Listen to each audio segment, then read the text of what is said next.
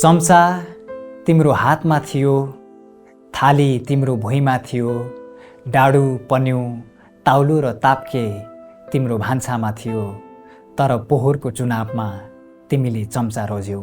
तिमीले चम्चा रोज्यौ किनकि थालको मासु भात, रसिलो रसबरी र कचौराको लालमोहन भर्खर तिमीलाई चम्चाले चखाएको थियो। क्षणिक चम्चे स्वादमा लट्ठिएर तिमीले होस नै गुमाएको भ्यू पाएनौ, आफ्नोपन गुमाएको भ्यू पाएनौ।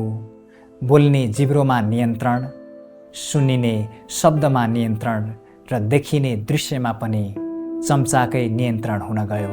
हिजो तिम्रो मुखमा पसेको चम्चा आज अर्कैको मुखमा गयो। बरु तिमी विवेकी भएको भए ताउलो चुन्नुपर्ने, ताप्के वा कराई चुन्नुपर्ने, डाडु वा गहिरो खाले पन्यु चुन्नुपर्ने, करुवा अम्खोरा वा गिलास नै भए पनि चुन्नुपर्ने। तर तिम्रो सङ्कीर्णताले चम्चा नै रोज्यौ। अब भोकमा बिक्ने भुल नगर, लालचमा लोभिने लहट नराख।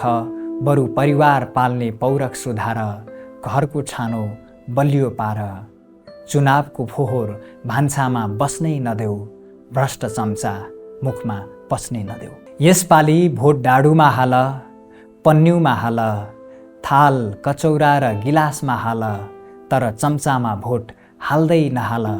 आज तिम्रो मुखमा पसेको चम्चा भोलि अर्कैको मुखमा पस्नेछ, भोलि अर्कैको मुखमा पस्नेछ।